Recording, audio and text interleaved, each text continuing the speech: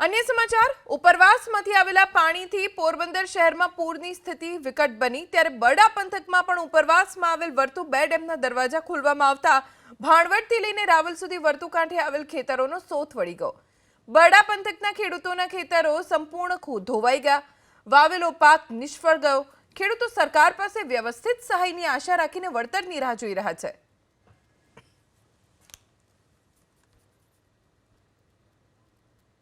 અમારી પરિસ્થિતિ અત્યારે એવું છે કે જે પાકની જે તમામ પાક અમારો નિષ્ફળ ગયો, ટોટલ જે વીકે પછી 30,000 નું ઉત્પાદન થતું હતું એ વહી ગયું।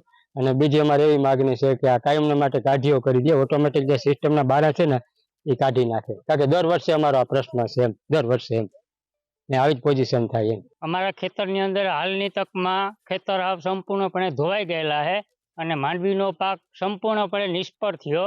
લગભગ વીઘે 50,000 ની નુકસાની જેવું અત્યારે અમને દેખાય છે અને ધૂળ તણાઈ ગઈ એ તો અલગથી, એની તો કોઈ ભરપાઈ થાય એમ જ નથી। આમાં ખેડૂતોની મહેનતાણું કે મજૂરીનો તો સમાવેશ પણ નથી થતો।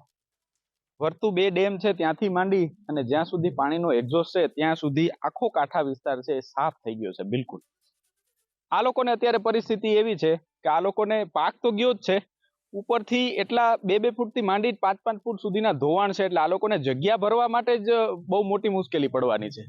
પાકની સાથે સાથે જે ધોવાણનો ખર્ચો આવશે, માટી પણ બહારથી લઈ આવીને આમાં ખેતરમાં નાખવી પડશે।